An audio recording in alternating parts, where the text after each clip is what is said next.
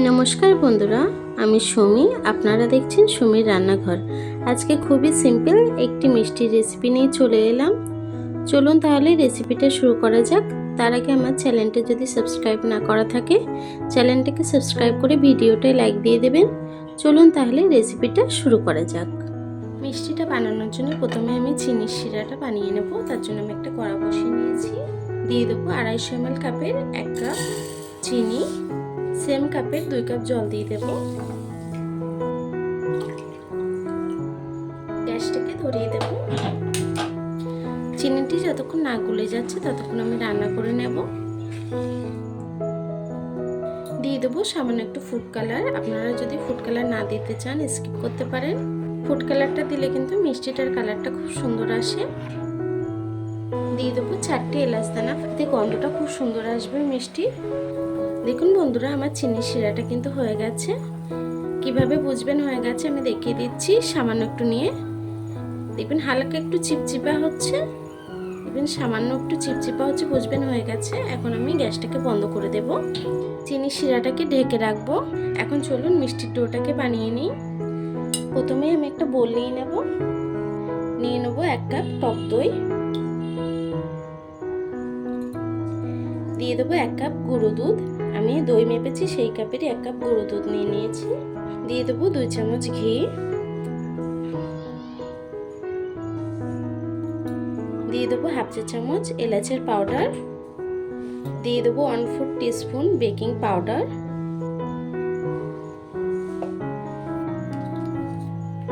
দিয়ে দেবো সামান্য একটু নুন।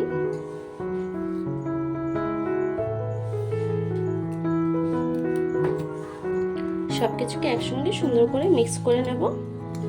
সবকিছুকে সুন্দর করে মিশিয়ে নিয়েছি। এখন দিয়ে দেবো ময়দা। 125 ml কাপের 1 কাপ ময়দা আমি অ্যাড করব।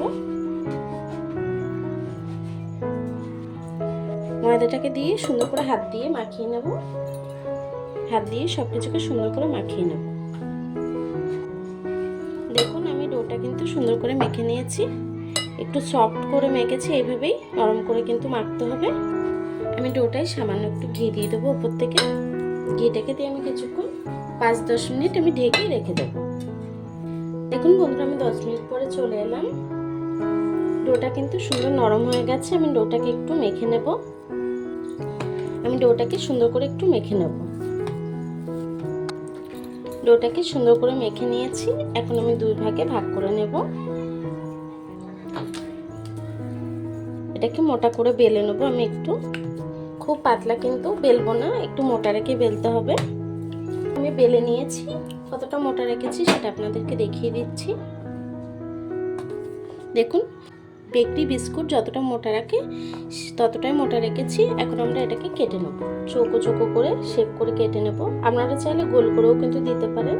দেখুন লম্বা করে কেটে নিয়েছি। এখন আপনারা যেমন সাইজ রাখতে চান ততটাই সাইজ রাখতে পারেন। আমি ছোট ছোট করে কেটে নেব। দেখুন এই সাইজে আমি সবকটা বানিয়ে নেব। দেখুন বন্ধুরা, আমি সবটা কেটে নিয়েছি। চলুন তাহলে ভেজে নিই। তেলটা হালকা গরম হয়ে গেছে। আমি আগে থেকে তেল বসিয়েছিলাম। এখন দিয়ে দেবো একে একে সব মিষ্টিগুলোকে আমি ভেজে নেব। দেখুন দেওয়ার সাথে সাথেই কিন্তু ওপরে এভাবে ভেসে উঠবে। আর ব্রাউন করে ভেজে নেব। খুব তাড়াতাড়ি কিন্তু কালার চলে আসে, আপনারা খেয়াল রাখবেন, না হলে কিন্তু মিষ্টিটা পুড়ে যাবে। দেখুন বন্ধুরা কত সুন্দর ব্রাউন হয়ে গেছে। এভাবে ব্রাউন করে কিন্তু ভেজে নেব। আমার মিষ্টিগুলো ভাজা হয়ে গেছে। কত সুন্দর ফুলেছে দেখুন। এখন আমি তুলে নেব। মিষ্টিটাকে তুলে আমি গরম চাশনিতে দিয়ে দেবো। চাশনিটাও কিন্তু গরম থাকতে হবে। আমি প্রতিটা মিষ্টি চাশনির মধ্যে দিয়ে দিয়েছি। বাকি মিষ্টিগুলোকেও একইভাবে ভেজে নেব।